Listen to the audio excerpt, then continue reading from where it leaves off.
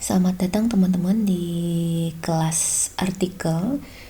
Mungkin kemarin teman-teman sudah membahas ya, ketika di webinar itu kita telah membahas tentang anggaplah sebuah perpustakaan elektronik ya, atau disebutnya juga dengan database elektronik gitu. Nah, mungkin apa sih kaitannya dengan mata kuliah kita? Jadi seperti yang teman-teman tahu, artikel itu kan harus memiliki referensi ya, memiliki referensi. Nah, dengan adanya Mendeley yang kemarin kita bahas itu bisa menjadi sebuah pustaka untuk kita, di mana kita kemudian mau mengupload ya tulisan-tulisan kita atau misalnya tinjauan-tinjauan pustaka kita gitu, yang nanti akan kita jadikan bahan dalam penulisan artikel. Nah, oke, sekarang kita akan lanjut pada persiapan menulis artikel. Jadi, dalam penulisan artikel itu sebenarnya ada 3 tahap, ya. Oke. Sebentar. Nah, ada 3 tahapan dalam penulisan artikel, teman-teman. Yang pertama itu sebelum penulisan, ya. Yang kedua itu sepanjang penulisan, dan setelah penulisan. Nah, tahapan persiapan itu sebenarnya atau sebelum penulisan itu ada 4 hal yang harus kita perhatikan. Yang pertama adalah aspek administratif ya. Seperti misal administratif kan berkaitan dengan fisik sebenarnya. Misalnya kita mau nulis di mana sih gitu. Apakah di handphone? Kalau sekarang kan sangat mudah tuh. Handphonenya berarti harus dicas dulu gitu. Terus kemudian kita juga harus mempersiapkan sumber-sumber rujukan gitu. Jadi kita udah baca dulu nih. Seperti yang sudah dibilang sebelumnya ya, di pertemuan sebelumnya, bahwa seorang jurnalis yang menulis artikel itu dia kan harus banyak referensi. Jadi tulisan dia harus punya banyak bacaan. Nah, si bacaan-bacaan ini tuh harus dikumpulkan dan menjadi sebuah rujukan. Rujukan itu kan bisa saja berupa surat kabar, bisa buku, bisa majalah, jurnal gitu, atau berita sebelumnya atau artikel sebelumnya gitu. Yang penting dia bisa menjadi rujukan. Nah, fungsinya apa gitu, agar ketika nanti kita menulis kita nggak nyari-nyari lagi gitu, sumbernya sudah terkumpul semuanya. Nah, kemudian setelah itu ada lagi persiapan teknis ya. Persiapan teknis itu ya balik lagi kepada media yang kita gunakan gitu ya, media yang kita gunakan untuk menulisnya. Apakah dalam tulisan tangan dulu misalnya, atau misalnya kita udah langsung ngetik di laptop, atau misalnya kita ngetiknya di handphone dengan aplikasi Word misalnya, ya bisa saja dengan begitu. Yang ketiga adalah aspek akademis. Nah, ini yang paling penting teman-teman. Jadi untuk sebelum kita menulis ya, sebelum kita menulis secara full gitu, kita udah siapin nih materinya tadi, kita udah punya media untuk menulisnya. Yang paling penting setelah kita memiliki itu adalah kita secara akademis harus membuat outline. Outline itu seperti kerangka sederhana ya, kerangka sederhana yang kita buat gunanya adalah menghindari tumpang tindih bahasan. Misal ya, teman-teman mau menulis tentang dampak dari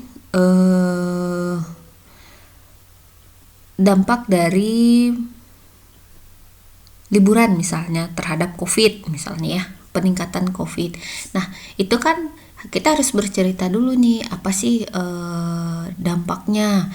Oh, ternyata COVID ini sekian ratus orang, setelah liburan ada sekian ratus orang yang naik segala macam gitu.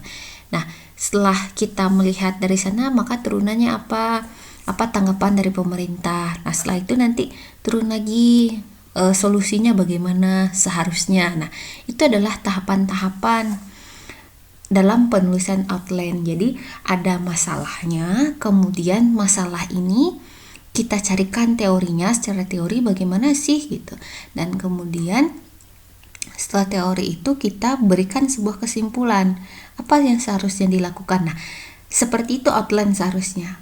Terakhir adalah aspek psikologis ya.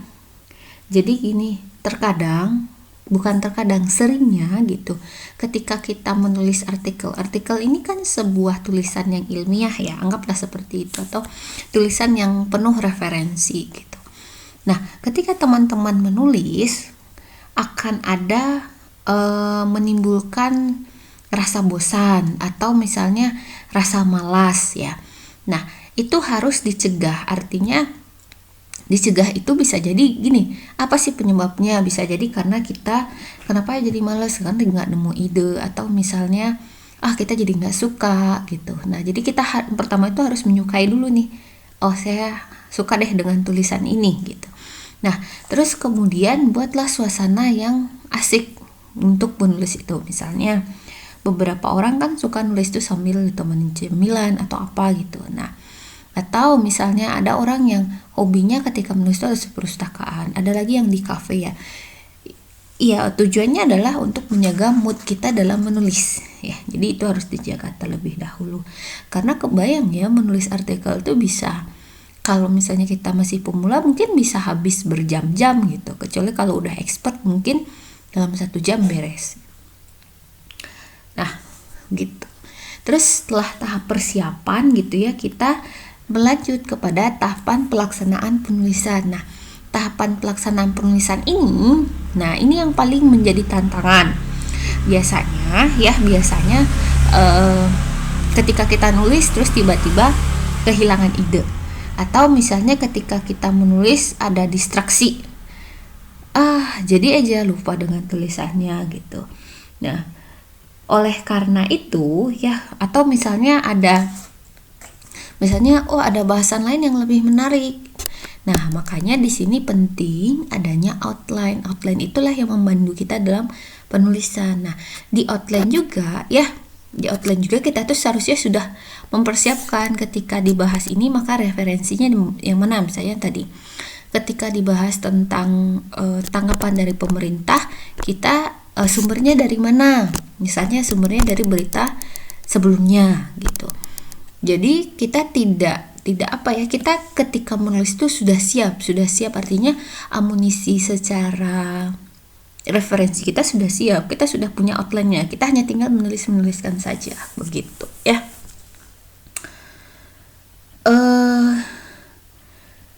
Yang terakhir adalah tahapan perbaikan materi. Jadi ketika kita sudah menyelesaikan tulisan ini gitu, belum tentu tulisan itu kemudian layak publish sebenarnya. Jadi kita harus kembali melakukan recheck terhadap tulisan kita ya. Jadi di sini ya biasanya kita akan menyunting gitu atau memperbaiki tulisan gitu, membaca, memperhatikan, mengkoreksi serta melakukan revisi terhadap hal yang menyangkut aspek-aspek teknis dan aspek substansial ya. Kalau mungkin ada sekitar 8 poin yang harus teman-teman perhatikan. Yang pertama itu adalah revisi judul. Jadi judul ini gitu ya, judul yang kita tuliskan ketika awal menulis tuh, ini udah judul pasti belum? Atau ini hanya judul sementara gitu. Nah, ini ya harus kita perhatikan. Mungkin nanti kita akan bahas lebih lanjut bagaimana sih judul yang baik dalam sebuah artikel itu. Jadi judul itu kan harus, ya sedikit saya bocorkan ya, judul itu harus provokatif. Provokatif itu bukan artinya bombastis ya. Provokatif itu artinya membangun atau membentuk sebuah rasa keingintahuan pembaca kita. Nah, itu judul. Jadi bukan kaku ya judulnya gitu. Bagaimana kemudian judul itu dibuat dengan panjang yang pas, nggak terlalu singkat ya, nggak terlalu panjang juga, cuman judul itu menarik ya, membumi, dan ya tidak terlalu akademis lah judulnya. Nah, terus kemudian kita revisi intro. Nah, biasanya penulis pemula itu intronya agak bertele-tele. Nah, biasanya, tapi kan belum tentu ya. Jadi buatlah intro itu seringkas mungkin ya, jelas dan menarik, serta ditulis dengan bahasa jurnalistik yang baik gitu. Ya cukup 1, 2 atau 3 paragraf ya, jangan sampai lebih dalam penulisan intro itu, karena kita hanya intro, kita hanya mengantar gitu. Karena dalam artikel kan kita harus melakukan pembahasan. Nah, terus tuh ada lagi tahapannya adalah revisi komposisi. Dalam ada 3 prinsip komposisi artikel ya. Yang pertama itu adalah kesatuan, unity, yang kedua itu persatuan, dan 3 itu titik berat ya. Jadi kalau misalnya kesatuan itu adanya sifat, isi, dan tujuan. Mungkin nanti kita akan bahas di pertemuan selanjutnya bagaimana sih menetapkan komposisi ya. Tapi ini baru selintas saja Ibu jelaskan bahwa dalam komposisi itu ada kesatuan, pertautan, dan titik berat.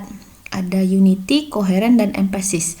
Nah, terus ada lagi revisi akurasi dan relevansi data. Artinya gini, ketika kita menulis, kita kan memasukkan data-data ya sebenarnya, misalnya nama, angka, tahun, atau misalnya tanggal lahir ya, atau misalnya gelar seseorang.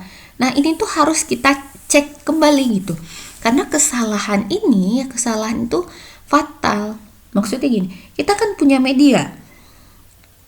Ketika tulisan kita itu naik dan yang kita sampaikan salah, kita harus melakukan klarifikasi ulang, dan itu lumayan capek gitu. Nah, terus ada lagi revisi ejaan dan istilah teknis. Maksudnya begini, jadi kita tuh harus paham bahwa khalayak kita ketika menulis itu kan heterogen ya, tidak sama gitu. Jadi jangan gunakan istilah-istilah teknis gitu yang sebenarnya tidak dimengerti oleh masyarakat ya. Memang ini adalah artikel itu adalah tulisan yang semi ilmiah lah ya, atau disebutnya artikel populer gitu. Tapi jangan gunakan istilah-istilah yang kemudian tidak dimengerti oleh masyarakat sehingga susah. Karena artikel ini kan harus melahirkan sebuah solusi gitu. Ketika masyarakat tidak mengerti ya tidak akan melahirkan solusi nantinya. Terus jadi hindari ya penggunaan istilah asing. Selanjutnya ada revisi gramatikal. Gramatikal itu kan gramatik ya, maksudnya ada di dalamnya itu ada tata bahasa, ada struktur kalimat, ada paragraf, kata, ejaan gitu.